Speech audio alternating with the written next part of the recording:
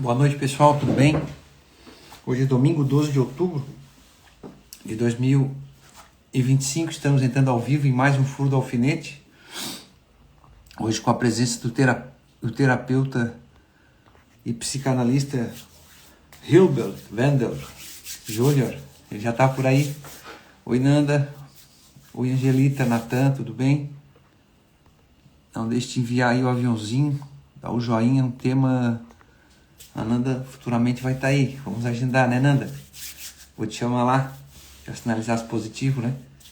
Vou só articular aqui que a agenda ela tá até dezembro. Mas o Wilber já tá por aqui, Wilbert. Tá por aí? Oi, Marli, tudo bem? Natan Estácio vai voltar no Furo do Alfinete. Vai, Natan. Tá por aí, Wilber? Hilbert, Deutschland, alles gut. Ja.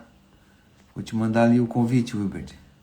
Hoje nosso tema, eu nem vou saber pronunciar isso aí, né? Na verdade, é uma palavra em alemão que parece ser fácil, mas o Wilbert vai dar a pronúncia pra gente certinha, que é Anfechtung, eu acho que é isso. Aprovação que revela o coração. Vamos lá. Tudo bem? Até eu ia te procurar uma hora ali, Leila. Não sei se toca falar de arte aqui no Furo do Alfinete, né? Já me antecipando. O Wilbert está aí, olhando certinho. E aí, Wilbert, certinho, se puder ajeitar a tua câmera, para pegar certinho o foco, sejam muito bem-vindos. Uma honra, Leila, te ter aqui. Poxa, Boa noite, tá me ouvindo, Hugo? estou ouvindo muito bem, alto em botão. Oi, Liege, tudo certinho? Raimundo, que alegria. O Deutsche, legítimo Deutsche. É, tá ajeitado aí o foco agora? Tava Eu vi. cortando minha cabeça. Tu mesmo te enxerga aí, tá dizendo certinho. Só tem que ficar ligado Bom, aqui, porque depois a legenda, na hora de fazer, se puder até, acho que de repente afastar um pouquinho. Aí, o aparelho que está em cima da mesa aí. tá bom. Vamos ajeitar. Tá. Aí, ó. Feito. Feito. Maravilha. Então, uma boa noite a todos que estão aí conosco. Oi, Nicole. Estamos entrando ao vivo em mais um Furo do Alfinete. O domingo ele é reservado para os amigos e colegas, né, da área da saúde mental, dentre eles o Wilbert, que eu conheci lá na formação do professor Arthur Schumann, assim como também a esposa dele que está aqui, a Liege Buenas. De repente a Liege vem também, né, Liege? Ó, já está intimidada aqui ao vivo, hein? Ai, ai, ai. Vem sim, eu sei que vem. Se ela tiver tempo, né? E o Wilbert liberar, né, Wilbert? Então, o Furo do Alfinete, essa proposta, eu sempre costumo dizer, antes de iniciar, Wilber, explicar para as pessoas, né, que ele tem um tripé. O tripé terapêutico, que veio, né, por conta da própria formação do professor Arthur Schumann, e eu também penso no aspecto filosófico, histórico e metafísico, né, até porque não tem como separar. A professora e filósofa Bruna Torlai, ela esteve aqui e falou um pouco, né, sobre o que é filosofia, e ela também está se debruçando agora sobre a metafísica, porque é um tema muito caro e importante que às vezes é mal compreendido e não é tão disseminado da forma muitas vezes que poderia ser disponibilizado de maneira didática. Caiu. O Wilbert saiu. Caiu o sinal dele. Vou continuar. Volta aqui, Wilbert. Oi, Miriam. Tudo bem? A Miriam, não sei também qual é a área dela. Eu vou abrir, né? O furo do alfinete são as questões que eu me fiz ao longo da minha vida, né? Então, eu escrevi um e-book, está lá no link da bio, gratuitamente para as pessoas baixar, não é um pitch de vendas, não é nada. E ali tem a proposta explicando esse aspecto terapêutico do furo do alfinete, né? Que ele tem ali dentro que se conversa, além dessas questões que eu fui me levantando comigo mesmo, né? Ao longo desse autoconhecimento, dessa busca, tem ali os pensadores, né, os filósofos, assim como Viktor Frankl, Santa Edith Stein, o próprio Santo Agostinho, São Tomás de Aquino, que conversam ali dentro, a psicologia tomista, né, a fenomenologia da Santa Edith Stein, e também Paul Diel fala alguma coisa ali também, segundo o Bruno Santos, que vai estar aí conosco na semana que vem. Ele arranhou lá em cima, né, porque ele é humanista, não é cristão, né? Oi, Caio, tudo bem? Vamos ver lá se o sinal do Wilbert, se no Rio Grande do Sul está chovendo. Está chovendo aí, Wilbert? Tá chovendo. Agora voltou, né? Então, como eu estava explicando, eu só dou uma prévia aqui do furo do alfinete, que sempre gosto de reiterar, né, a importância de explicar para as pessoas, né, esse processo desse tripé. E o Wilbert também aceitou de pronto participar. É uma honra, uma alegria tê-lo aqui no Furo do Alfinete. Essa palavra que abre, né, o tema, se o Wilbert puder depois falar para a gente como é que se pronuncia corretamente ela. Mas, basicamente, hoje a gente está reunido aqui para atravessar junto, né, através desta palavra que o Wilbert trouxe, que tem uma relação com o Furo do Alfinete, em uma certa medida. Um termo que expressa, né, alguns princípios dessa jornada da alma humana, do indivíduo, nessa vida, nessa vicissitude, nesse vale de lágrimas, no vale da sombra da morte, no dizer do salmista, né? E que muitas vezes parece que nos encontramos desamparados ou às vezes estamos alocando a atenção em algo que aparentemente pode ser seguro, mas quando nos vemos de repente numa situação abrupta, tudo aquilo se desfaz, se dilui, né? A gente não está como o próprio Cristo, né?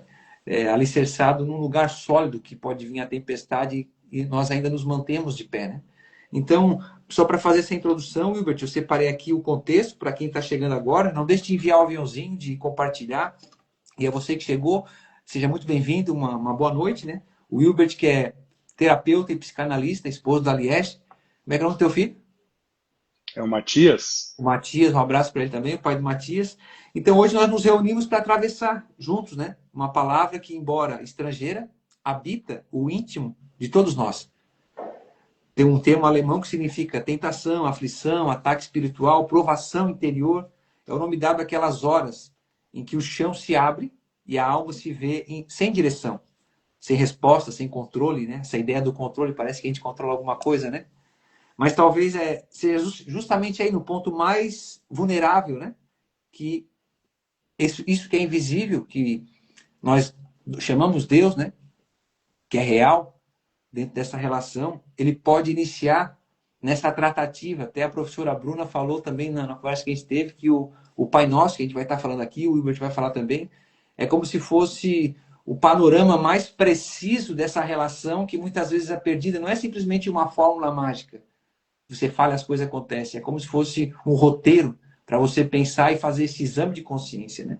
Pensar sobre si mesmo diante da eternidade com sua alma imortal, né? Então, o Wilbert, seja muito bem-vindo. O Wilbert traz também o princípio que fez sair essa live, esse tema, né? Da segurança que nasce na própria insegurança, né? Ele vai explicar melhor para a gente, né? Como é que se trata isso. Seja bem-vindo, Wilbert, ao Furo do Alfinete. Muito obrigado pelo convite. E eu vou te dizer assim que o tema ele surgiu quando eu estava lendo teu livro. Eu comecei a ler ali o livro e aí veio esse assunto, né, de como a gente se torna tantas vezes vulnerável. Na verdade, a gente é vulnerável sempre. Os momentos de angústia, de tentação, que isso se torna visível, né? Porque, cara, a gente é vulnerável o tempo inteiro, né? Não tem como a gente achar que é dono da vida ou que tudo está no nosso controle, né? Então, começando a ler o teu livro ali do Furo do Alfinete, eu sempre tinha dúvida, porque eu queria saber realmente o significado, como tinha surgido esse teu termo, né? E aí, vendo ali, é esse pontinho tão pequeno, né, como furo, mas que abre uma brecha para muita coisa, né? Abre uma brecha para a gente enxergar a verdade. Acho que de fato é isso, né, Hugo?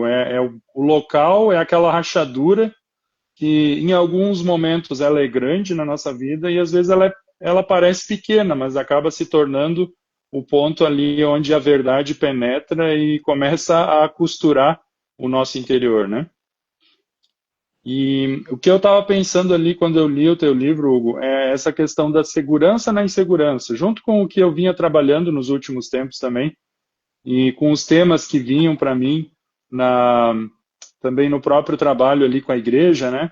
A gente lida muito com isso, porque boa parte das pessoas, a gente falou isso na aula esses dias também, boa parte das pessoas vão procurar um terapeuta, vão procurar um auxílio de alguém quando a coisa está difícil, né?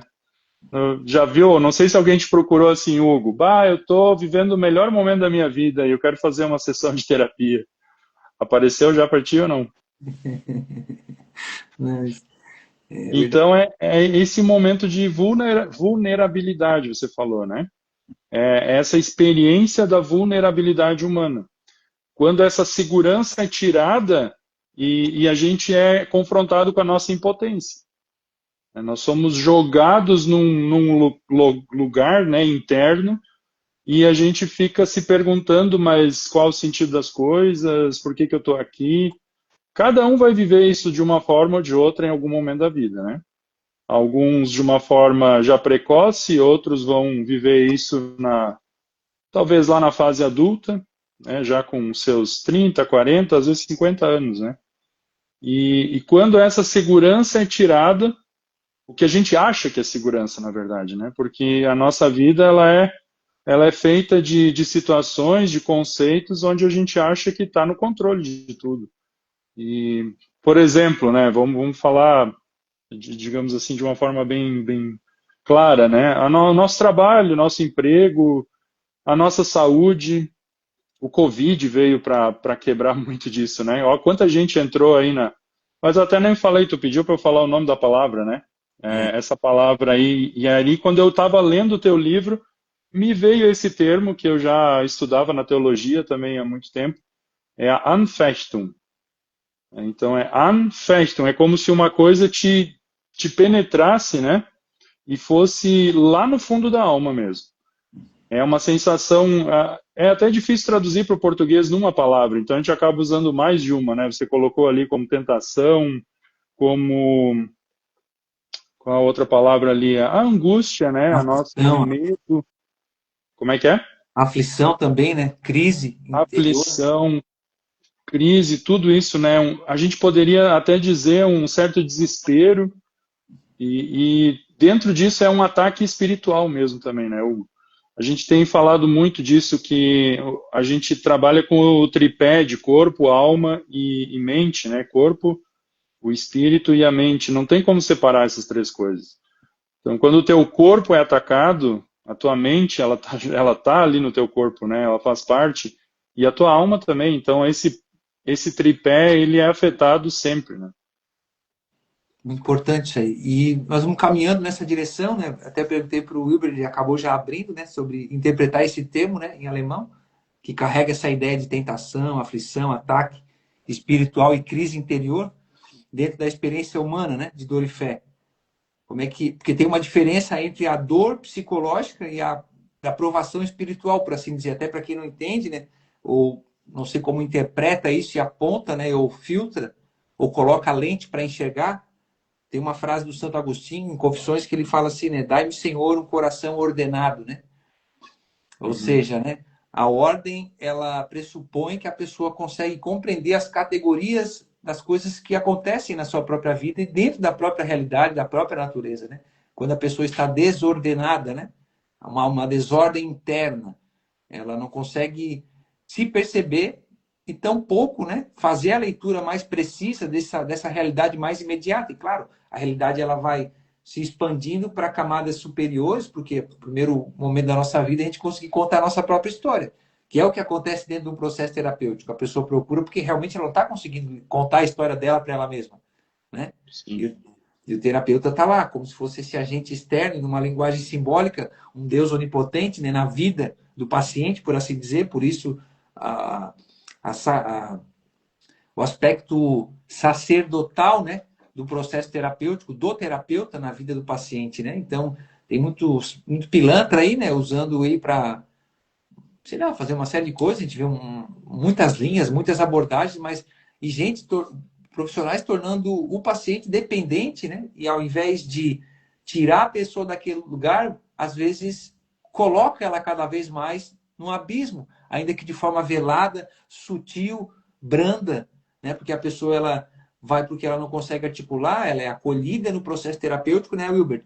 Só que depois, Sim. assim, tem coisas que competem a gente, porque em última instância, a escolha, né? A vontade, segundo o professor Olavo, é a força mais poderosa do universo, né?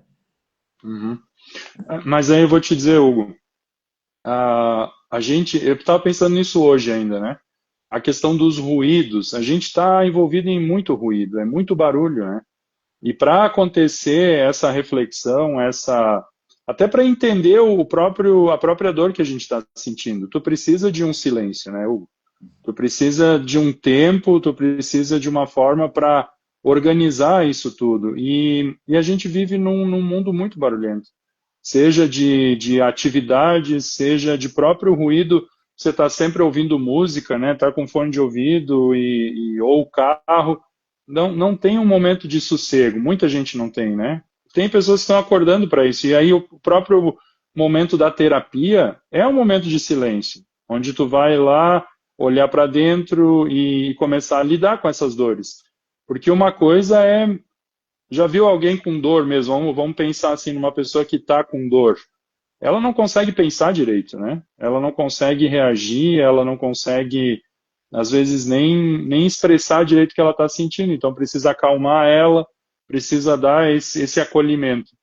E vamos pensar assim, ó, essa Anfechtung, né? Ela é uma dor profunda.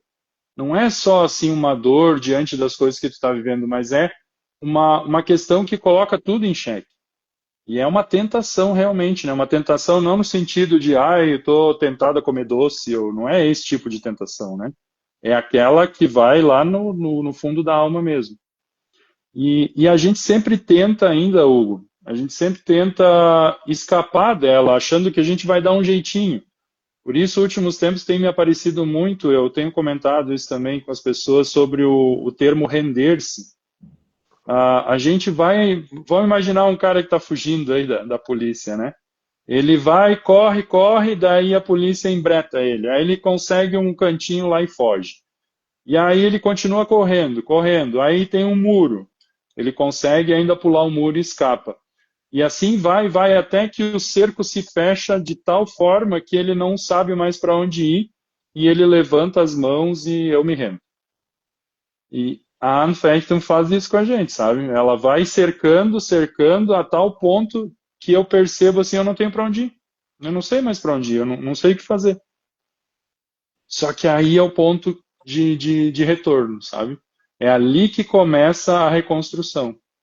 É ali que começa a tu enxergar a verdade e essa verdade vai trazendo a claridade das coisas. Eu gosto muito daquela história bíblica lá de Jesus no tanque de Betesda. Não sei se tu lembra, Hugo, que Jesus vai lá para Jerusalém, tem uma festa e tal.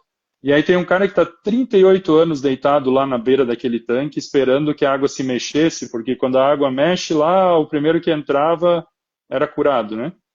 E Jesus está diante dele e fala assim, cara, quer ser curado? E aí qual é a resposta do cara? Poxa vida, mas não tem ninguém que me leva no tanque, eu já estou 38 anos aí, sempre entra alguém na minha frente.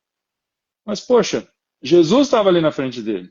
Ele estava ali dizendo, tu quer a cura? E ele ainda preocupado, achando, tentando escapar pelo milagre, né? Ou pela aquela forma milagrosa de achar uma solução para o problema dele.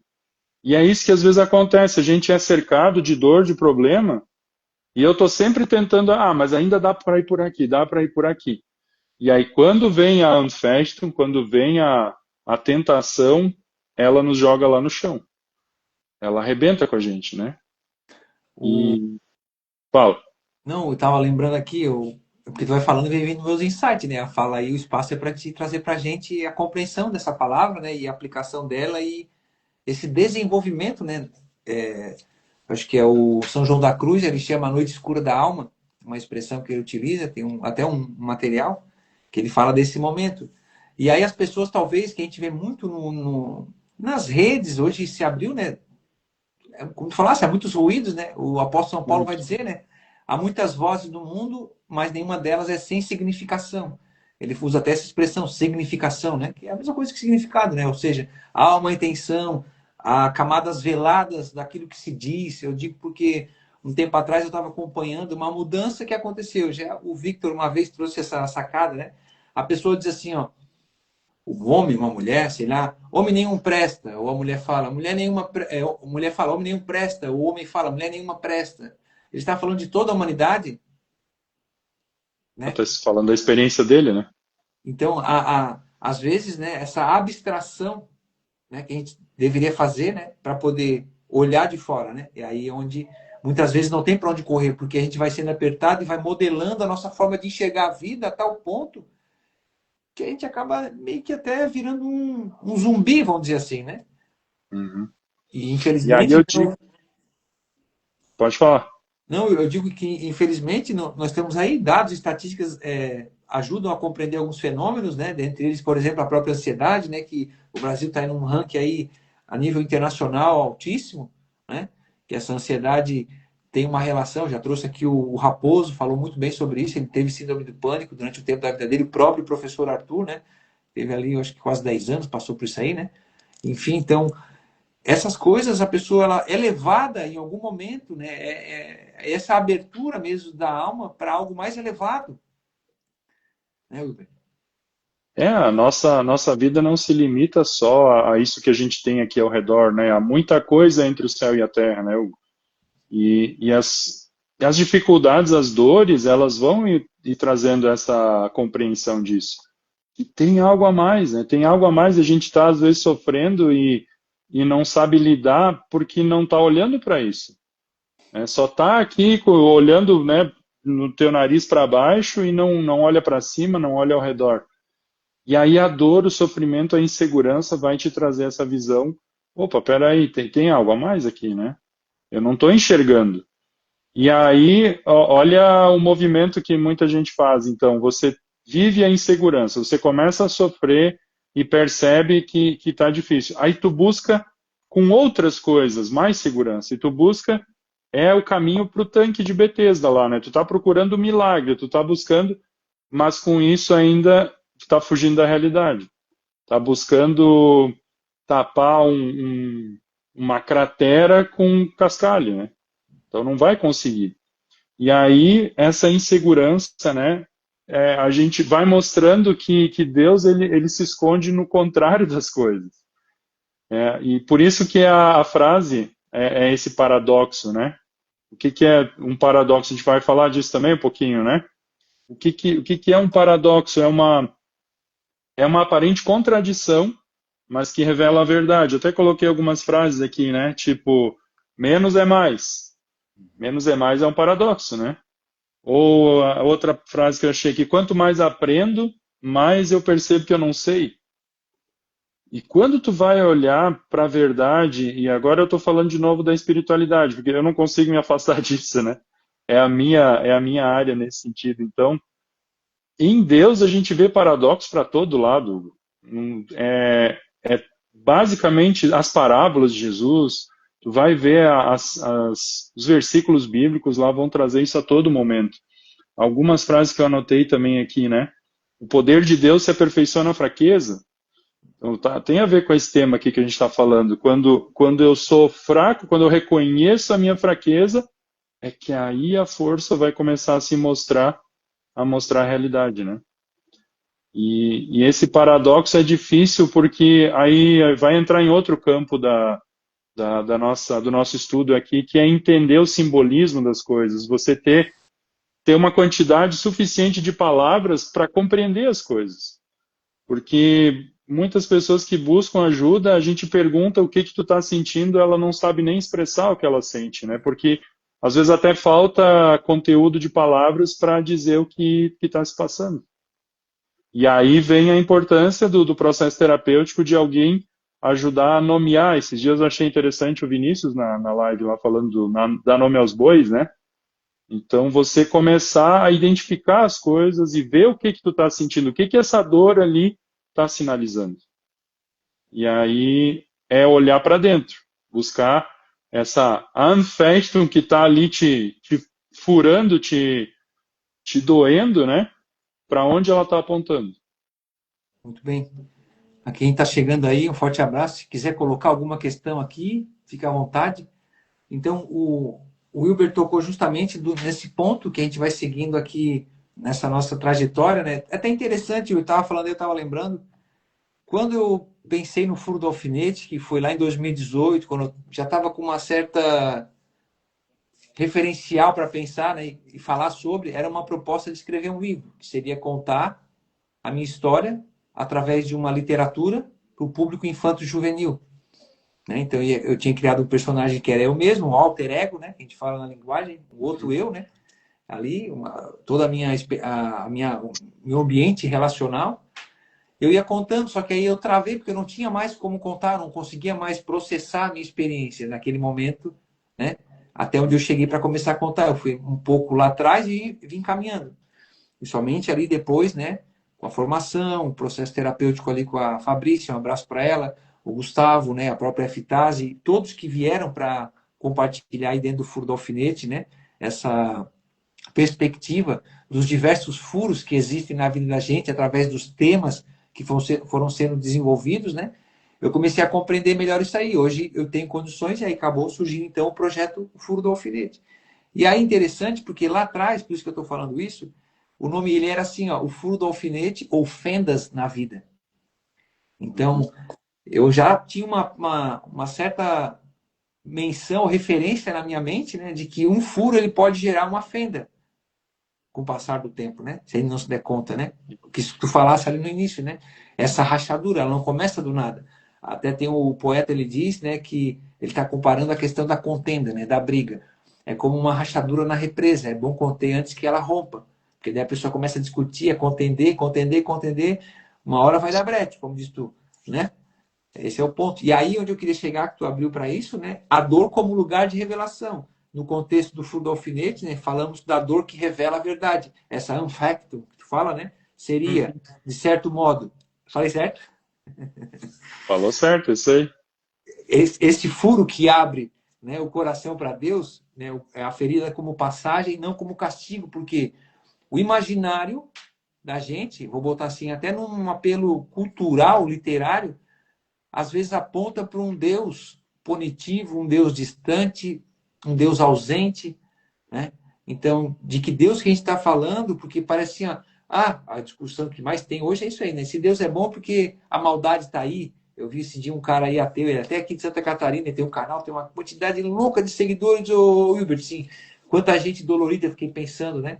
Entraram na Exato. onda dele e ali ele massacra, assim, com argumento, criando essa acendendo, né, essa lenha, né, vamos botar assim, dessa discussão, né? E claro, é uma coisa que já vem há milhares de anos de discussão, né? Com Cristo ali vem a revelação e tudo mais, mas enfim. Mas olhando desse ponto, né? A dor como lugar de revelação, como essa unfactum, né? Ela traz essa Sim. perspectiva. Bom, aí o dia de hoje já responde, Hugo. A gente está hoje, 12 de outubro, dia da criança, né? E como é que a gente vê o nosso pai? Como é que a gente vê o nosso pai celestial em comparação com o nosso pai terreno aqui? Um pai disciplina, né? O pai, a função do pai principalmente é disciplinar. Mas olha como essa palavra pode soar negativa só por eu ter falado um pai disciplina. Isso aí é bom ou é ruim? Muita gente vai olhar pelo lado negativo da disciplina. E hoje, por coincidência, a gente estava olhando no culto, né, a palavra de São Paulo a Timóteo, e ele coloca esse exemplo, né, de a gente se fortificar na graça de Deus. E ele dá 3 exemplos muito interessantes lá do soldado, do atleta e do lavrador. Olha que interessante isso, né? O que que o soldado... Qual é a função do soldado? É cumprir missão, né? É obedecer. Aí o ser humano putz, já não curto muito obedecer, né? Eu quero é mandar. Então, a Unfestum vem para mostrar isso, assim, qual é a tua função aqui na Terra, né? Como ser humano, qual é o teu papel? Aí depois como atleta, o atleta ele trabalha muita disciplina, né? Não é só competir lá uma vez por semana ou uma vez a cada 2 meses, dependendo do esporte que tu faz, né? O atleta precisa ter uma disciplina total de comida, de sono, né, de regras para poder, então, chegar no objetivo. E do lavrador. O lavrador se sustenta basicamente na confiança, na esperança de que o que ele vai plantar, ele vai colher. É Deus que vai dar isso para nós. Então, olha que interessante o dia de hoje, né? O dia da criança, para falar de segurança. Qual é a criança que se sente segura? É daquela que tem um pai que disciplina. E aí a carta aos Hebreus lá vai falar também, né? No momento de dor lá parece que é castigo, mas o pai que disciplina é o pai que ama. O pai que cuida e que cria essa cerca de proteção dentro dessa reflexão do que é certo, do que é errado, do que eu posso fazer, eu não devo fazer. E a dor vai trazer essa visão. É muito relativo, né, Hugo? Em cada situação, você dizer que uma pessoa ela não está enxergando e essa rachadura vai abrir cada vez mais, mas em alguns pontos é assim mesmo, né? A pessoa ela não está se rendendo, ela não se rende, ela continua tomando decisões autodestrutivas, vai abrir a rachadura, vai abrir cada vez mais, né? Até o ponto que ela se rende. E aí começa uma reconstrução. Muito bem, a Nanda falou aqui, ó, se tu quiser fazer um comentário, ó, ela disse assim, ó, tem a ver com o caminho, não aparece para ti os comentários aí, Wilber? Agora eu vi aqui, aham. Ela disse, tem a ver com o caminho para percorrermos com a constância necessária para atingirmos a nossa finalidade? Essa disciplina que está se falando, esse propósito, essa direção, a base, a direção que ela está falando, nessa figura, né? Até Com porque, certeza. tu vê que interessante, ele vai chegar no Pai Nosso, né? O Pai Nosso que é essa síntese, né? Que consegue aglutinar todos os elementos, né? Dessa vida, porque Uhum, sofrer todos sofrem, né? Mas a forma como sofremos, e a gente não vai cair como o Rafa Carles, a gente trabalhou esse tema aqui também, na outra live que eu tive com ele, nessa última que a gente fez duas, né? uhum, A idolatria da dor também tem, né? sim. E daí é um Tu outro ponto, chegaste a né? ver já, Hugo? Tu chegaste a ver uma relação do Pai Nosso com os mandamentos? Já ouviu falar de algo assim ou não? Não. Se tu pegar, coloca os mandamentos numa coluna e coloca o Pai Nosso na outra. Tu vai ver que Interlinear é. aquilo que eles falam. Aham. Ó, o primeiro mandamento, eu sou o Senhor teu Deus, Pai Nosso. Uhum. Não tomarás em vão o nome do Senhor, né? Santificado seja o teu nome. Aí depois lá, santificarás o dia do descanso. Venha o teu reino. Quando é que eu participo do reino de Deus? Não vou fazer mas é até um exercício para cada um fazer, né? Vai chegar num ponto que talvez não é tão direto como os primeiros lá. Mas o Pai Nosso basicamente é uma oração pedindo: Deus, me coloca no trilho, né? Alinha a minha vida, me E, disciplina, me ajuda, né? e tu vê que interessante que tu deve. Provavelmente eu não vou nem colocar tu nessa sinuca aqui, né? A, a oração do Pai Nosso em alemão, né? Não sei se tu faz ela, sabe fazer? Mas Faz. eu aprendi a fazer ela em latim. E olha só que interessante, o final, tu vai perceber o termo. Vou falar ela rapidamente aqui, ver se tu vai entender. Ó. Ele começa. Pater noster, quis in celi, sanctificetur nomen tuum, adveniat regnum tuum, fiat voluntas tua. Sicut in cielo et in terra. Panem nostro quotidiano da nobis odie et dimiti nobis debita nostra, sicut etimus dimittimus debitoribus nostri, et nos educas in tentatione. Olha só a coisa. Nos educa na tentação. Uhum. Ted libera-nos amá-lo, né? No final. Vou te fazer mais uma relação aqui, então. A gente falou na nossa preparação aqui, né, que a base dessa ideia da Anfechtung, ela vem da teologia de Agostinho, né? E depois ali se desenvolve lá com Lutero, enfim. Mas outra coisa que aparece, que também tem origem na teologia agostiniana, é a tríade da oratio, meditatio e tentatio. Você já ouviu falar disso também? É oração, meditação e tentação. Olha isso como um triângulo, né? A gente, para orar, a oração, o próprio Pai Nosso, o que os discípulos pediram? Ah, me ajuda, me ensina a orar, porque eu não sei orar, eu não sei nem o que falar, pedir.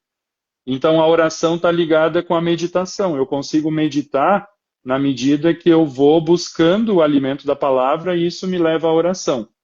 Beleza. Eu oro, eu medito, eu estou ficando forte, daí o que vem? Aí vem a tentação. Para quê? Vamos ver se isso aí que tu pediu, que tu orou, se isso aí vai se tornar real na tua vida mesmo, né? Não que Deus é um cara maldoso no sentido assim, o diabo sim, o diabo vai vir e vai querer te derrubar. Mas aí a gente lê lá em Tiago que Deus não tenta ninguém. A tentação é para derrubar, mas Deus usa isso como provação. E a provação é para melhorar. Um teste de prova, teste de qualidade é para melhorar o produto, né? Então você vai orar, meditar, e aí vem a tentação. Daí vem a Anfechtung. E aí você faz o quê? Volta para a oração, volta para a meditação. Vamos dizer, para estabilizar, para regular. Mas aí vem o quê? Vem outra tentação. Né? E aí entra essa parte da oração que tu destacou aí, né? Deus, não nos deixa cair. Sustenta a gente, me dá forças, né? E essas dores da vida, elas vão fazer a gente caminhar, esse é o caminho aqui que a Nanda colocou, né? Uhum. Qual que é? Isso tem a ver com um caminho para a gente percorrer, né? Para atingir a nossa finalidade, para a gente conseguir seguir o caminho, né? Muito bem, tu vai falando, eu vou tendo meus insights aqui, né? É interessante porque Manda assim, ó, ver. hã? Manda ver. Vamos lá.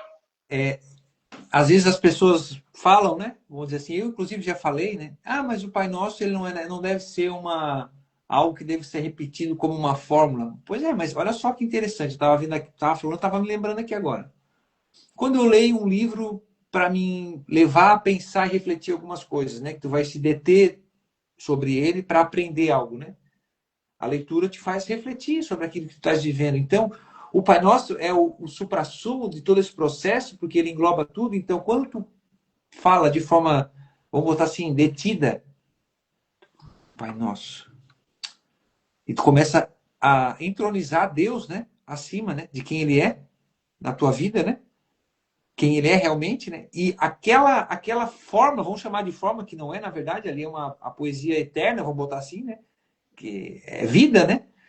Uhum. Quando a gente se detém a refletir, a fazer o exame sobre aquilo que estás falando aqui, ó, a oração é o ato de se retirar para ter esse momento, né? Meditando Tirar o sobre ruído. algo. Claro, tu tirou o ruído. Sai do, Beleza. sai do Tu ruído. medita sobre o Sai. quê? Tu medita sobre o Pai Nosso, porque ele te leva a pensar na tua vida. Tu consegue entender o que eu estou querendo dizer? Então, Sim, porque ele vai falar de todos os aspectos da tua vida ali, eu né? paro, Seja paro o meu dia, eu espiritual. preparo meu dia e vou fazer assim, eu vou fazer um Pai Nosso aqui agora, eu preciso, estou meio agitado, estou meio calmo, assim, Pai, o Senhor está no céu, o Senhor é santo, né? Vem o teu reino, me ajuda. Compreende? Uhum. Então, ela está me apontando, né? Para me quebrar aquele ritmo hipnótico que às vezes a circunstância e o próprio ruído, né, do mundo acaba nos induzindo, ou nos conduzindo, né, ou nos influenciando. Não sei se faz sentido isso que eu estou falando. Sim, é recarregar, né? A imagem aí do celular é muito fácil para a gente usar. A gente não tem vida própria. E, de novo, aí entra o tema da insegurança. A insegurança vem para me lembrar disso, que eu não tenho vida própria. Eu estou aqui decidindo agora fazer live, depois eu vou para casa, amanhã sigo a semana, o plano é meu, mas eu não tenho controle sobre isso. E aí a dor, ela vai de vez em quando me lembrar disso, né? Porque essa semana ainda lembrei assim de uma frase que o meu professor lá na época de seminário falava. A gente deveria pelo menos uma vez por mês participar de um velório ou visitar um hospital para tu não fugir da realidade, né? Não te afasta muito da realidade porque vai começar a andar por caminhos usando a parábola de novo ali do castelo de areia, construído sobre areia, né? Ou sobre a rocha. Vai vir a tempestade, você vai apanhar, né? Vai fugir o chão. E aí a Anfechtung vem para lembrar isso para a gente se firmar. Só que aí o que a gente percebe também? A dor, as dificuldades vão se tornando de novo fundamento para isso, né? Acho que um dia a gente conversando, tu trabalhou com arqueologia, não trabalhou? Isso. Então, como é que lembra lá nas civilizações, como é que a gente estuda? Sempre na camada abaixo, né? E eu percebo isso que na nossa vida também, assim, ó, o que era uma construção que para nós era de segurança, aquilo lá é desabado, aquilo lá é derrubado e se torna ali um fundamento para uma nova construção, mas daí firme de novo, né? Isso. A arqueologia está falando da estratigrafia, né, que a gente chama, né? Como se vamos imaginar que tem um bolo em cima da mesa e ele é o terreno onde vai fazer a escavação, né? Então, aquelas camadas do bolo ali, né, é onde tu consegue fazer a leitura de como que se deu aquela movimentação, né? Uhum. Cada camada E aí, tem, às vezes, por, lá. por camada, tu vê que ano que aconteceu, os materiais que tinham naquela Mas a camada. movimentação, tu vai, por exemplo, dizer assim, esse lugar aqui o pessoal usava para descarte de resto de comida, ou de material de pedra que eles usavam para poder lascar alguma coisa, ou fazer algum tecido, enfim. E tu faz Uhum. a leitura, né? Como se a gente às vezes perde essa conexão de fazer e entender, né, a raiz das coisas. Aí eu queria complementar com uma outra situação, porque como eu trabalhei dando aula aí durante quase 12 anos na rede estadual e municipal, eu falava principalmente para os alunos que estavam saindo do segundo grau, do terceirão, olha, pessoal, vocês que vão sair agora, toma cuidado, presta atenção para quem vai fazer universidade, vai se mudar de cidade e tudo mais. Se vocês têm alguma pendência mal resolvida, né, em relação à sua família doméstica, né, o lar, né, por assim dizer. Lá é muito fácil ser presa fácil de apelos sensoriais, principalmente na vida noturna, porque a noite ela tem seus brilhos, suas quimeras, seus cheiros, seus atrativos. Não é à toa que tem até um ditado que à noite todo gato é pardo, né? Tem um ditado que diz o quê, né? À noite, sábado à noite, tudo pode acontecer, como diz a música, né? Então, o que acontece? O próprio Cristo diz, né? Anda de dia, né? Porque a noite é trevas, né? Não estou querendo dizer que não é para sair, não é isso que eu estou falando, né? É uma Sim, sim. simbologia também aí presente, né? As trevas muitas vezes representam o quê? A ignorância, né? Da nossa própria capacidade que é negligenciada em algumas vezes, não porque até o professor Arthur fala, né? Ah, não adianta querer empurrar a virtude para o cabra lá, porque ele está na dor dele. Depois tu coloca ali para ele poder ter um mapa existencial. Até teve o terapeuta aqui, o psicoterapeuta Otávio, faz um excelente trabalho através da psicologia atomista. É muito bom o trabalho dele, junto com a sua esposa. Um abraço para ele. Mas o que acontece, né? É necessário esse unfact que tu estás falando aí, né? Ele te para, é como se fosse o sinal vermelho do trânsito. Vai ter que parar. Uhum. Agora, o que tu vai fazer com isso? Né? A gente diz, né? Ah, não oferece. A gente tem aí situações de pacotes terapêuticos, atendimentos sociais, né? Enfim. Ah, a gente vê uma situação, às vezes, que fala, ah, quer fazer terapia? Não. A pessoa ela precisa levantar a mão, porque senão, se ela não reconhecer a necessidade de que ela está passando por uma situação, né? O processo terapêutico meio que se dilui às vezes, né, Wilber? Sim, eu estava vendo, revisando de novo aquele livro do C.S. Lewis, O Problema do Sofrimento. É muito bom esse livro também. E uma frase que tem ali diz assim que Deus sussurra em nossos prazeres. Deus fala a nossa consciência, mas Deus grita no nosso sofrimento, na nossa dor, né? E olhando para isso, assim, ó, quando o coração é preparado para receber algo, quando a gente está nesse momento de quebrantamento, ou como é que pode falar assim, um momento de fragilidade, quando o furo ou quando a rachadura se abre, porque em muitas situações da vida humana, enquanto não rachar o coração, não rachar a mente, a pessoa vai ficar ocupada, vai ficar naquele, né, no gato pardo aí e não vai sair disso, né? Agora, quando vem a rachadura, Deus começa a gritar e aí tu começa, em meio ao ruído, ouvir a voz dele. E o que a gente vê, de novo, vamos olhar para o paradoxo. Olhando para o paradoxo da palavra de Deus, né? Onde é que a glória de Deus se revela? Glória quer dizer o brilho, a manifestação. Onde é que Deus é visto? Na cruz. No momento, no maior momento de sofrimento, ali que a glória, ali a gente enxerga Deus. E isso acontece na nossa vida também. Só que aí tem outro ponto. Deus ele não vai se afastar no sofrimento, ele não vai fugir da gente quando a dor vem. Bem pelo contrário, é ali que eu vou ver Deus presente.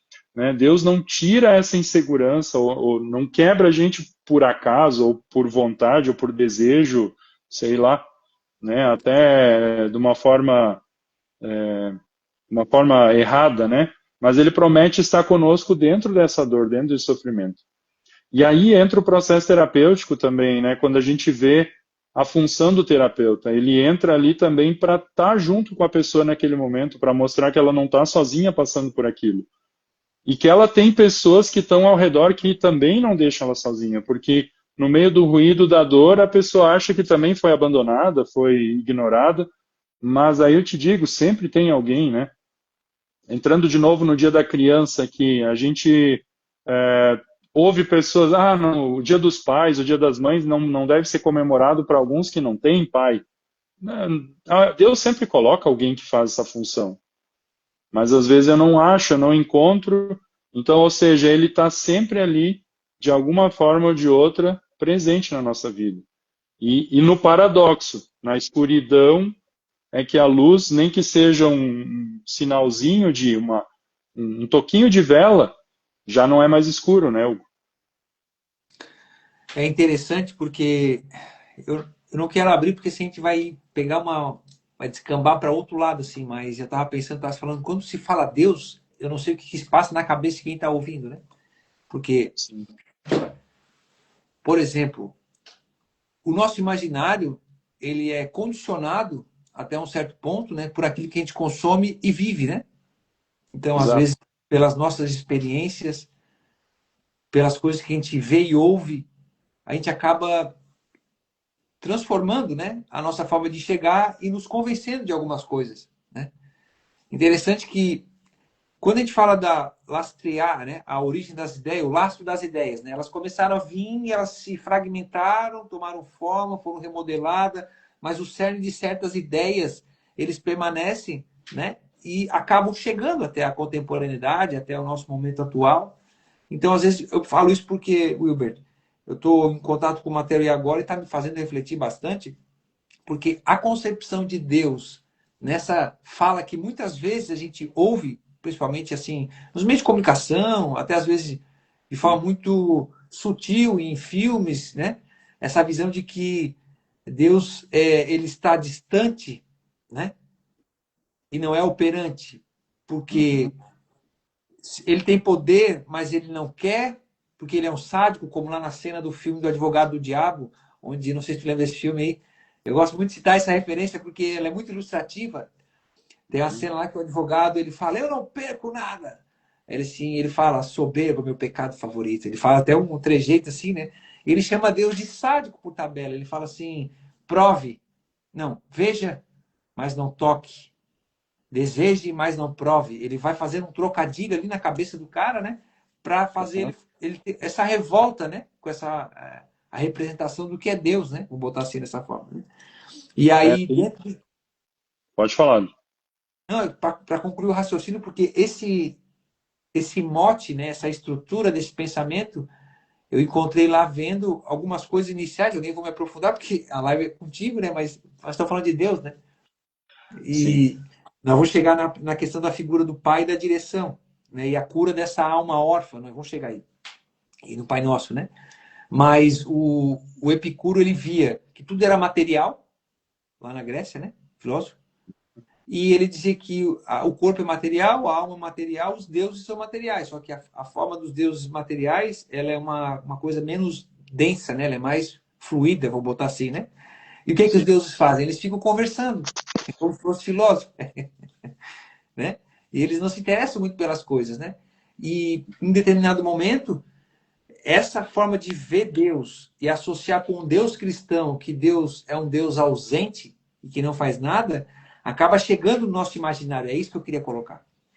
Entende? Exato. Até eu estava vendo um artigo de um cara que comenta esse termo Unfashioned, né? Em última análise, assim, é a ação do diabo, de Satanás, sobre a humanidade. É a mesma tentação lá do Éden, né? Só que ela é agora num nível humano, num nível de cada pessoa, num nível pessoal. Então, o que você sente ali na Unfeston, na dor, qual é o pensamento que vem? Você está sofrendo porque Deus é mal. Deus permitiu o mal, ou Deus criou o mal. Então, essa é a tentação. E aí, por isso entra a angústia de você ver Deus como o ruim da questão. E aí, de novo, isso que você falou, né? Bem naquele momento de pensamento filosófico ali, onde se dizia que o corpo era ruim, que o espírito era bom, então precisava buscar uma elevação espiritual, se afastar do corpo. É nesse momento que Cristo vem encarnado. E aí Deus se mostra num corpo humano, na dor, no sofrimento. E quem é que consegue enxergar isso? Quem abre mão. Aquele que no meio da dor, do sofrimento, abre mão do seu ego, falando aqui de forma psicanalítica, né? Você abre mão do seu ego para enxergar esse novo ego que Deus quer reinstalar com essa nova visão de fé. Porque o que você acha que é seguro não traz segurança nenhuma. Porque é você que garante. E o que eu garanto, Hugo? O que você garante? Nada. E aí quando tu vê que Deus, ele ele mergulha, ele não só vem, né, mas ele se atira nessa realidade encarnada do ser humano, e é ali que a gente vê esse Deus presente. É ali que a gente vê o Pai presente, né? Falando, então, nesse ponto aí que tu fala, onde a gente enxerga nessa disciplina do Pai, mas não de um Pai que também vem dizer o que fazer, num Pai que vem e faz o que eu não consigo fazer. E vem com a graça dele, né? A graça é aquilo que eu não consigo fazer, ele me dá de presente. E ele está do lado, agora vai por aqui, né? Vai disciplinando e dando orientação. Tava lembrando que há um tempo atrás, quando eu fui começar a divulgação do e-book ali, né? Gratuito, né? Teve aquela situação, enfim. Uma frase, né, que está até lá, enfim, postada lá, que me fez refletir bastante, porque faz parte desse questionamento que eu fiz ao longo da minha vida e está presente, é: Deus senta contigo no chão do teu sofrimento. Uhum. Né? Esse é o ponto. Às vezes ele está, né, ali conosco, que está tão ruidoso a forma que a gente está ruminando aquilo, que a gente não se dá conta. Né? E aí onde eu entro para a questão ali, né? A figura do pai, Wilbert, nessa direção, né, interior. Vivemos uma sociedade órfã, muitos não tiveram a presença, a direção, a palavra paterna, né, como isso repercute, né, na estrutura emocional e espiritual das pessoas que atendemos. Esse tema, ele de novo, o dia hoje encaixa nisso, né? A gente vê muitas pessoas sofrendo por isso e a gente olhando e estudando assim a figura paterna, o papel que um pai tem, né? A figura do pai como aquele que dá segurança, porque o pai ele é a figura de Deus para a gente, né? Muitas pessoas têm dificuldade de sustentar ou de buscar uma fé em Deus porque teve essa carência de um pai paterno, né? De um pai aqui, pai biológico e um pai que orientou. E eu vejo isso de uma forma bem simples, assim, né? Aconteceu nas férias. Agora nas férias primeiro dia, assim, vou começar a ficar junto com o Matias, né? Então fiz um carrinho de rolimã. E ele não quis andar, né? Começou a chorar, não queria andar. Aí eu percebi que eu fiz o carrinho para mim, não foi para ele, né? E aí, tá, vamos fazer outra coisa. Então aí tem uma árvore na frente de casa, lá, vamos subir na árvore. E ele estava com medo, assim, não queria subir. E eu disse: não, vai, eu tô aqui embaixo, se tu cair, eu te seguro. Eu quase coloquei ele no primeiro galho, né? E ele tremia de medo, não queria. E eu disse: vai lá, pode ir que o pai está aqui. Primeiro dia ele foi só até ali. No segundo dia, ele já subiu sozinho no primeiro galho. Aí eu disse: agora vamos adiante, sobe um pouquinho mais, bota o pé ali, vai por ali.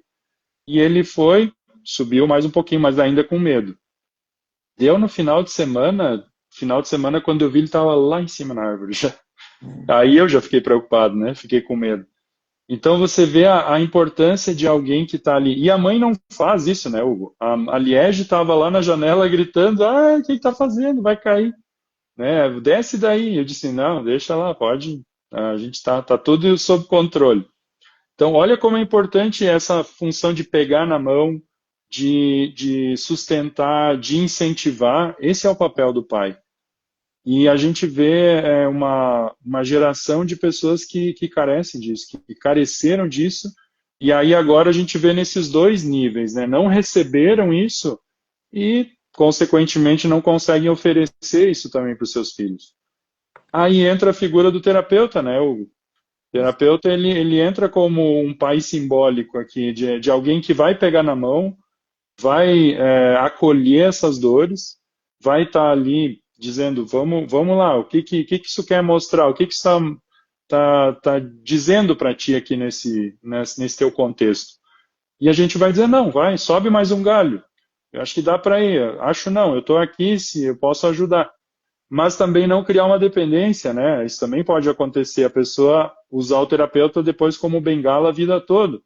E a ideia da gente é fazer esse processo, usar a bengala enquanto precisa, né? Depois aprender a caminhar sozinho e encontrar esse caminho, seja no Pai Celestial, principalmente como o Pai que direciona, mas também encontrando ao redor pessoas que na vida delas fizeram esse papel e que ela não está lembrando, às vezes, não está percebendo o quão importante foi, às vezes, um padrinho, ou um avô, um tio, um vizinho que serviu de figura paterna, né? Eu estava ainda aqui, estava lembrando, estava falando, né? O processo terapêutico, ele é como se fosse uma fisioterapia da alma, né? Por assim dizer, né? A pessoa não É um- se machucou e agora a muleta, que tu deu exemplo, né? Se fraturou, né? E aí ela Aham. agora tem que aprender a caminhar de novo, né? Até que ela tá ali. Eu quebrei uma vez o. Fiquei um tempão usando muleta, a epífise proximal do quinto metatarso, o tal do osso do minguinho lá embaixo no pé, né? Aham.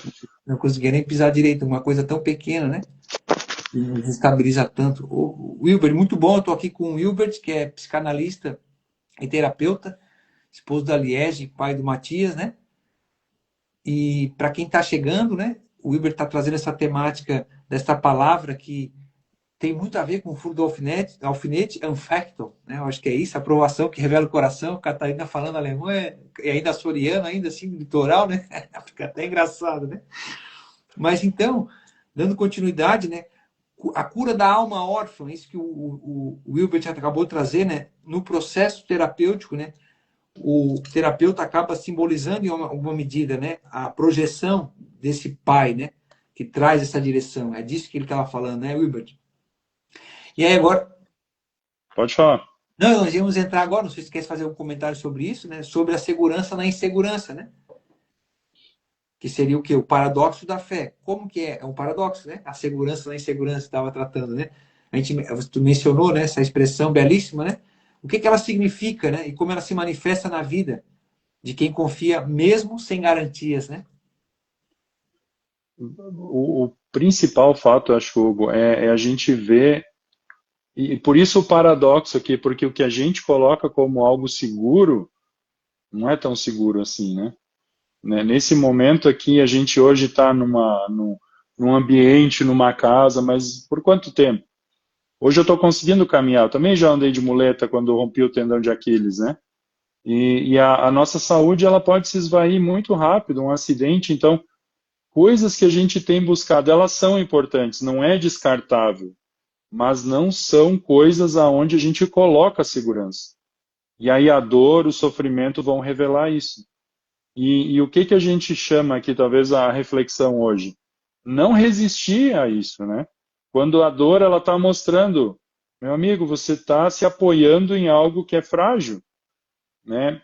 Te rende, abre aqui, escuta, e de novo essa questão do ruído, do barulho, a importância de tu tirar esse tempo de reflexão, de tu buscar esse olhar para dentro, né? E para conseguir costurar, você vai ter que, né, alinhar a tua linha, vai ter que achar a maneira certa de fazer o ponto. Então, olha para aquilo que realmente é sustentável, aquilo que não depende de ti, basicamente. Então, por isso é um chamado à fé, é um chamado a confiar naquilo que realmente é sustentável, que não é o que a gente normalmente usa como algo de fundamento. Muito bem. E aí vem esse mistério, né? Nesse último bloco, né? A gente poderia falar brevemente ali sobre o medo e a confiança e a coragem, né? Não sei se você quer fazer alguma consideração. Como que a gente transforma o medo em confiança, né? E a ansiedade em entrega? Até porque tem uma polêmica. Eu vi um cara falar esses dias que, claro, a gente não vai dizer que a ansiedade é falta de fé, até seria uma ignorância da nossa parte, não é isso, mas ele gerou essa polêmica a partir dessa fala, esse cara aí, né? Mas tu vê Uhum. que, de forma bastante enfática, né, a própria tratativa do evangelho, né, qualquer, assim, pega uma filosofia séria, né, fala sobre isso, né, que diz assim, ó, não andeis ansiosos por coisa alguma, né, a ansiedade abate o coração do homem.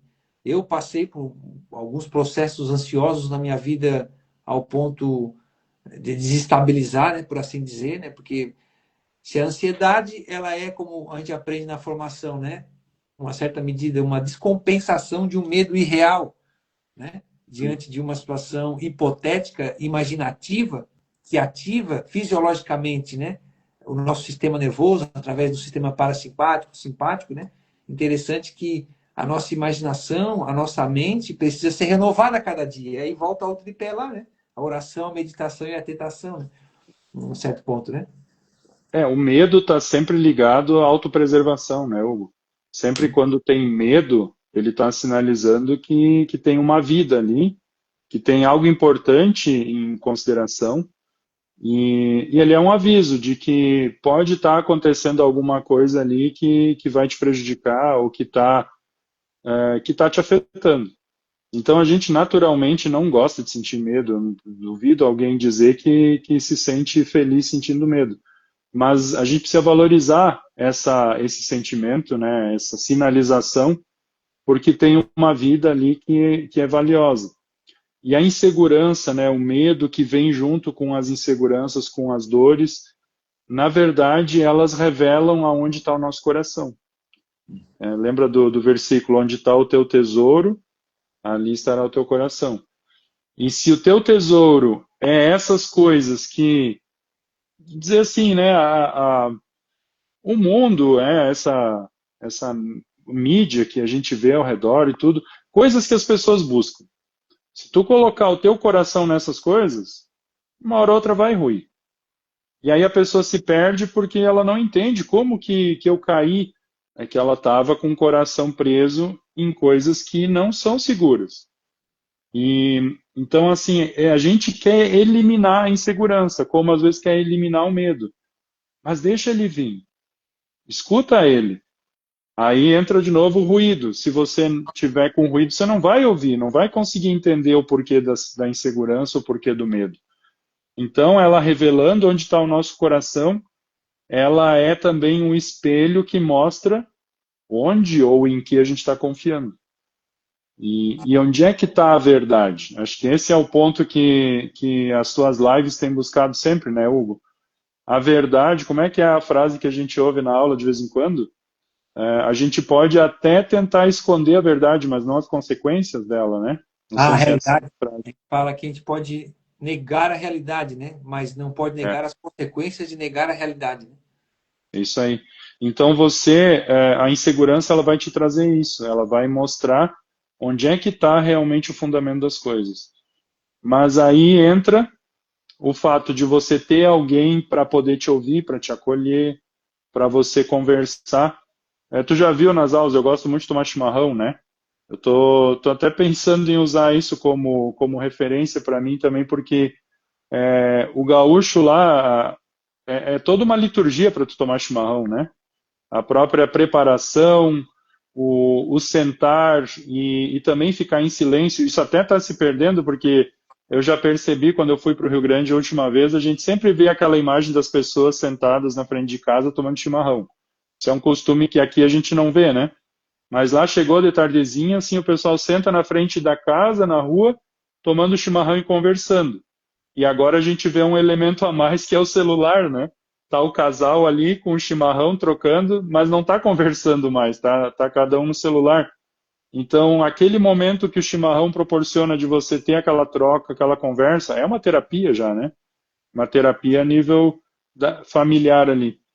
E aí eu lembro também aquelas cenas do gaúcho lá na campanha, sei lá, o empregado, às vezes o netinho perguntando para o vô, faz uma pergunta, uma reflexão questionadora, e aí o gaúcho lá pega, serve o mate, não respondeu, né? Dá aquele silêncio que às vezes incomoda a gente, né? Ele vai servindo, daí ele vai lá, puxa uma, duas bombadas ali do chimarrão, aí ele começa, pois olha, aí ele começa o discurso, né? A gente não está acostumado mais com isso, né? Ter esse tempo todo para pensar. Quando alguém fala alguma coisa, a gente já tem a resposta pronta. Então, a gente está num momento de muito barulho. Eu acho que esse é o ponto. E a insegurança faz a gente, ó, dar uma segurada aí, reflete, busca uma ajuda se precisa, mas sempre tem algum acolhimento, sempre tem alguém que vai estar ali na tua realidade para te escutar, para te acolher e te orientar. Muito bom. Nós estamos chegando aí no último bloco, que a gente deu o título de O Mistério do Fio Divino, né? Onde está falando quando o furo se torna costura e o coração que repousa, né? Em relação ao furo, né, que se torna costura, a anfé é o furo, né? Mas em que momento ele se transforma em costura, né? Como a dor pode ser transfigurada em sabedoria e amor, né? A Santa Edith Stein vai dizer, né? A alma não se cura pela fuga da dor, mas pela integração do sofrimento na ordem do amor. Acho que daria para pensar ali na petição do Pai Nosso, né? O pão nosso de cada dia nos dá hoje. As primeiras petições, elas vão olhar para a gente, vão trazer para a gente essa necessidade de olhar para Deus, né? E a dor vai fazer isso também. A dor vai fazer a gente parar de olhar só para a dor e olhar para aquilo que tem ali ao redor ou acima dessa dor toda, né? E de alguém que veio para dentro da nossa dor. E quando tu pensa em pão, é alimento, é sustento, né, Hugo? Então, Deus não é um Deus que só vai jogar a gente no chão, pisar em cima, mas é o Deus que vai levantar a gente, que vai pegar na mão. Hoje a leitura do Evangelho era a cura dos 10 leprosos. Então a gente vê ali um Jesus que curou aqueles 10 homens que pediram ali por compaixão, e no caminho lá para se mostrar para o sacerdote, eles se deram por conta, um deles se deu por conta que estava curado e voltou para agradecer aquele que tinha realizado, né? Então ele percebeu de onde tinha vindo a cura. E aí a frase de Jesus no final, né, despede aquele homem de novo e diz, ó, vai em paz, a tua fé te salvou. E acho que esse alimento que Deus nos dá, ele traz mais do que cura para sofrimentos aqui, para dores que a Anfechtung vai mostrar na vida da gente, mas esse pão celestial, né, que pode ser visto como a própria palavra de Deus, ou até mesmo a Santa Ceia, né, que a gente recebe, é esse alimento, é esse fio que vai costurar, que vai nos alimentar, vai nos curar e vai nos salvar desse vale de lágrimas que a gente vive aí, né? E é como a gente já ouviu de forma bastante reiterada, até mesmo dentro da própria formação, né? Ah, mas aí qual é o sentido da vida? Porque o Victor Frankl, até foi falado nessa última aula que a gente teve aí, né? Ele disse o quê, né? Que o problema das próximas gerações seria a necessidade de sentido, né? E aí saiu agora recentemente esse negócio de gerações, que a gente sabe que sempre tem, né? Classificaram ali, né? A geração Baby Boomer, geração X, Y, Z, W, K e tudo mais. Que essa geração Z, dentro de uma pesquisa aí que eles fizeram, clama, ou reclama, na verdade, que não encontra sentido na própria vida, né? Então, amar a Deus e as pessoas e as suas criaturas, né? Nas circunstâncias, né? O professor Olavo, ele sempre disse de forma bastante reiterada, o que importa é outra vida, mas enquanto estamos aqui, passamos o que está ao nosso alcance, se é onde tu está naquele momento, né? Como ele sempre citava de forma reiterada, eu conheci muita coisa a partir, com certeza, a partir da vida dele, porque ele botou rodar trocentos tipos de livro aí, né? Botou traduzir esse negócio tudo aí, então abriu um campo muito fértil, né? Para vários tipos de livros, de autores, né? Desconhecidos, enfim. E ele sempre citava, né? A frase do Ortega Gasset lá, de eu sou eu e minhas circunstâncias, se eu não salvo a mim, eu não salvo a ninguém. Então, as circunstâncias, os instantes, os momentos, eles estão sinalizando algo na nossa vida, né? Claro, tem as coisas ordinárias, né, o Wilber, da ordem do dia, levantar, tomar café e tudo mais. Mas tem gente que transcorre a vida. Tem um áudio dele, um vídeo dele, eu compartilhei lá no começo desse meu Instagram aqui, quando eu abri, porque eu vou caminhando ali a partir da verdade, né? Porque a verdade, ela existe, ela está posta, né? A verdade máxima, né? É Cristo, mas existem verdades pormenorizadas, que é a forma como eu conto e vejo a vida. Não a relativização dela, mas se eu sou a testemunha fiel da minha experiência, do que está me acometendo, do que está acontecendo, das escolhas que eu estou fazendo, né? Da parte que me cabe diante da minha própria trajetória. Nesse sentido, Hugo, olha para os nossos colegas ou para a gente mesmo, né? Por que a gente enveredou para esse caminho aí? Porque a gente viu, enxergou coisas e viu que tem mais gente nessa situação, né? E a gente sabe que não está sozinho nisso tudo. Então, a gente é chamado para uma vida de comunidade, sempre foi, né? O ser humano não vive sozinho. E essas dores, né, essa Anfechtung faz a gente ver que tem mais gente nesse barco. E que tem gente que ainda está buscando resposta para as coisas, não está encontrando, não viu o motivo de tudo isso acontecer. O próprio dia hoje, de novo, o Dia da Criança, é um dia para lembrar a família. A gente não está sozinho, Hugo. E a gente precisa olhar para o lado. Então, nossa trajetória aqui, a busca de sentido ali do Viktor Frankl também, faz a gente olhar para esse propósito. Talvez a grande dor dessa geração que tu falou aí, de não encontrar sentido para a vida, é porque tá uma vida muito isolada, né? A gente está isolado aí atrás de aparelhos, atrás de uma rede invisível. Então, tá tão conectado, mas tão desconectado ao mesmo tempo. Eu acho que essa dor faz a gente olhar para o lado e faz a gente perceber que os leprosos não é só um, tem 10 leprosos, né? Mas um ali enxergou. E é bem provável que aquele um lá se tornou uma testemunha e um auxiliador para outras pessoas enxergar a verdade também, né? Eu posso estar trocando aqui, mas me veio a frase aquela de, não sei se é Viktor Frankl parafraseando, né? Quem tem um porquê enfrenta qualquer como, né? Por assim dizer, né? Quais são os nossos porquês junto, né? Porquê, né? Então, parar porque não dá para parar. Meu irmão, nem que seja no vaso tomando banho, sei lá. Liga a chuveira, percebe a água caindo sobre o teu corpo, né? Uhum. Será que vai ter que esperar o momento mais crucial, que é, por exemplo, tem até é muito pragmático, né? O Eclesiastes ali, né? Quando ele Sim. fala, né? É melhor viver na casa do luto que no banquete, porque as pessoas levam em consideração a sua vida. E já pararam para pensar, né? É onde, em certa medida, a pessoa dá um baque, né? Morreu alguém, quer ver quando é muito próximo, muito assim, cada vez, né? Mexe de uma tal forma, porque tem a tua historicidade ali envolvida, tem a tua afetividade, tem uma série de coisas, mas tu é levado, né?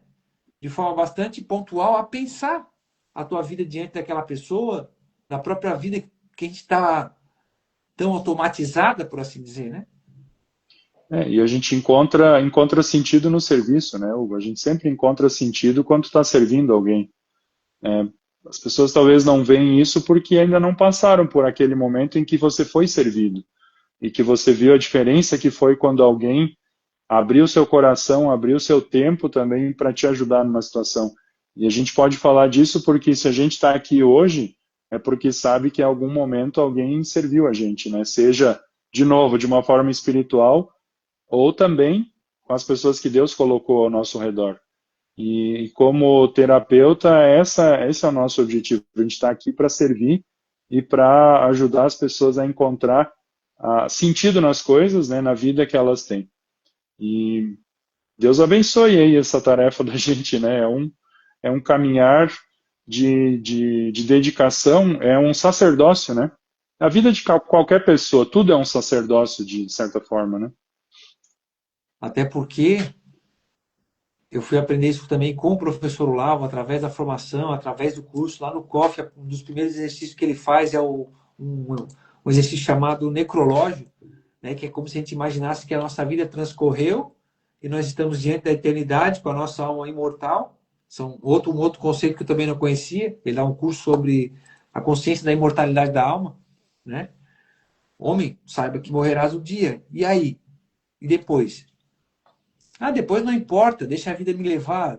Aqui, ó, vida leva eu. Mas vale tu. Tem até um santo aí também dentro do catolicismo, chamado Santo Afonso de Ligório ou São Francisco de Sales. Ele tem um livro inteiro falando preparação para a morte.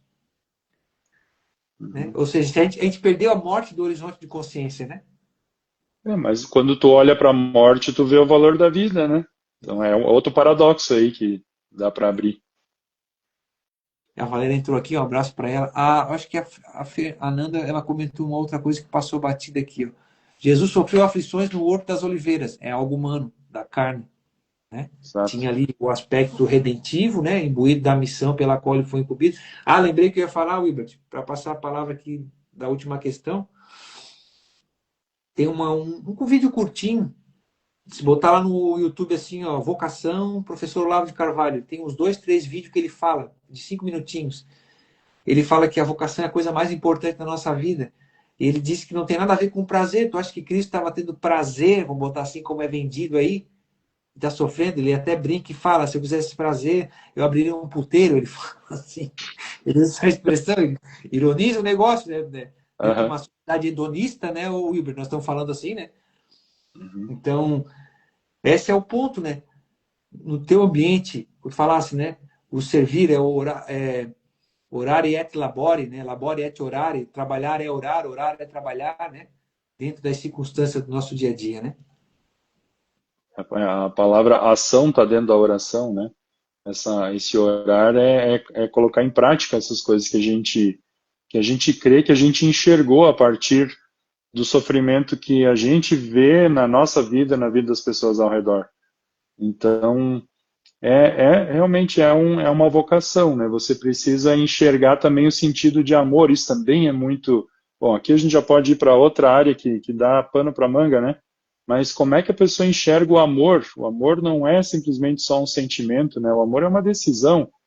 O amor é um compromisso que a gente assume.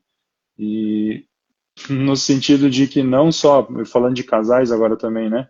Não só no sentido quando as coisas estão bem, mas quando as coisas apertam e quando a infectam vem no meio do casamento, a gente também não abre mão. Então é um compromisso, mas a gente não tem esse compromisso em nós. Eu vou te dizer, Hugo, isso não vem no pacote de nascimento. Isso aí, por isso a gente fala que é graça de Deus que é revelada para nós em meio à verdade que entra nessas brechas aí, nessas rachaduras durante a vida da gente. É isso, então, o coração que repousa, né? Nós finalizaríamos, né? Santo Agostinho vai dizer, né, que nosso coração está inquieto até repousar em ti. Então, após atravessar a provação, né, o que seria esse repouso espiritual, né? Como o homem encontra a paz em negar, sem negar, né, o drama da existência, né? Oi, É, Valéria, tudo bem? a Valéria deu um joinha, um tchau, tchau para nós lá. É isso, Hugo, assim, a gente perceber alegria nessas coisas também, né? De tu encontrar alegria quando tu percebe que, assim como tu foi sustentado, tu poder ajudar e sustentar alguém. Então, o que eu ia te falar ainda, tinha mais uma frase que eu estava aqui na cabeça, é esse chamado para confiar nessa aparente insegurança. Então, olhar para esse paradoxo de vida espiritual, mas que também se transporta para a vida real, né? A gente buscar aquilo que não é efêmero, mas aquilo que tem continuidade, que a nossa vida ela não é só isso que está ao redor que a gente vê, né? Para quem está só na rede ou aumentar, ampliar o conhecimento, né? E aí a dor vem para abrir essa nossa visão das coisas, né? Muito bem, até porque o mundo não se reduz à tela de um celular, apesar de que o mundo pode ser acessado através dela, né? Isso aí. Seria um paradoxo. É cheio, né? A gente vê Cheio. paradoxo para todo lado. Se tu quiser, pode costurar um monte aí. Essa metáfora da costura da linha, né? Mostra. Até estava um pouco assim pensando mais cedo, né? Porque quando a gente vai lá para o Evangelho, ele fala de vinho novo em odre novo, né? Nascer de Também. novo, born again, né? Que daí, como é que Aham. tu vai costurar, vai remendar uma coisa nova numa coisa velha? Não, a gente está falando de pegar como se fosse assim, ó, dar o sentido. Quando tu pega, a minha avó era costureira, minhas duas vó, eu já trabalhei com costura também. Então tem a máquina, né? Tu leva ali, né? Se tu foge da linha, tu perde o que tens que fazer da peça, tu pode comprometer a peça. Então, tu imagina, tem uma história, uma agulha ou um alfinete, né? Gerou uma ruptura ali, uma abertura. Por ali entra e sai coisas, né? Imagina o corpo da gente quando a gente se corta, né? Ele dá um jeito ali de começar a produzir ali o seu processo de cicatrização para a gente não morrer esvaindo-se sangue, né?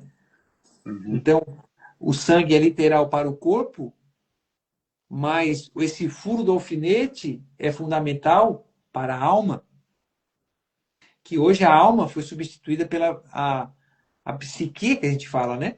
A alma é a psique, né, Hilbert?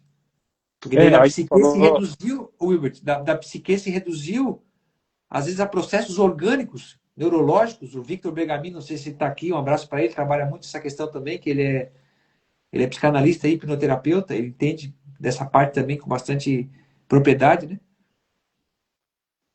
Tu falou da ansiedade, eu acho que, de novo, me veio agora, tu falando, a imagem assim, não entrar em desespero também, né? Essa ansiedade faz a gente não parar um pouquinho. Vamos usar a imagem do gaúcho lá de novo, assim, ó, veio a dificuldade, veio a dor, veio a Anfesto. Espera aí, esquenta uma água, enche o teu chimarrão, dá uns gole de chima ali e depois vamos ver como é que vamos lidar com isso, né?